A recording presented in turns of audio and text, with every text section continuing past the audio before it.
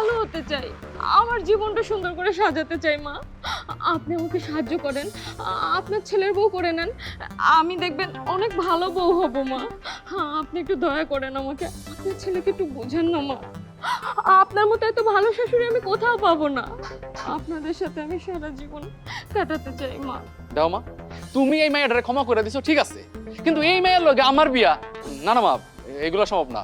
আরে আপনি দাঁড়াচ্ছেন কেন, দাঁড়াচ্ছেন কেন? বেরোন, বেরোন বাসা থেকে। চুপ কর। আরে একটা মেয়ে যখন আমাদের উসিলায় ভালো হতে চাইতেছে, তখন আমরা তার সুযোগ দিব না কেন? আর আমাকে উসিলায় যদি ও ভালো হয়, তাহলে আল্লাহ আমাকে সাহায্য করব। আমি আর কোনো কথা শুনতে চাই না। আগামীকালই তবে আমি বিয়া দেব। মা তুমি কি কইতেছো? মানে তুমি যা কইতেছো ভাইবা চিন্তা কইতেছো?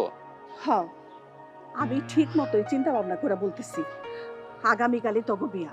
আরে আমি তোর মা, তুই কি আমার কথা শুনবি না? মা, আজকে আমি সবচাইতে বেশি খুশি। এর আগে না আমি এত খুশি হইনি। আপনি দেখবেন আমি দুনিয়ার সবচেয়ে সেরা বউয়ে দেখাবো।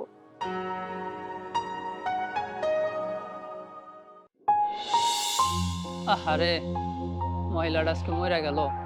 গতকাল ছেলের বিয়া দিব দেখা আমারে দাওয়াত দিছিল, আজকে সে দুনিয়া থেকে চলে গেল। আল্লাহর কি লীলা খেলা, মানুষের নিঃশ্বাসের কোনো বিশ্বাস নেই।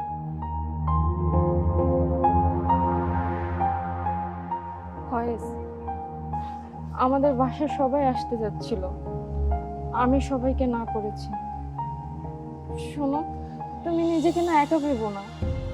আমি সব সময় সারা জীবনের জন্য তোমার সাথে আছি, তোমাকে একা ফেলে কোথাও যাব না। মায়ের দোয়া আছে আমাদের উপর। মায়ের লাশ কবর দেওয়া হলে আমরা ঢাকা চলে যাব, তুমি আমার সাথে ঢাকা চলে যাবে, কেমন? আমার বাসার সবাই তোমার জন্য অপেক্ষা করতেছে। ঢাকা গেলে তুমি নতুন একটা পরিবার পাবে।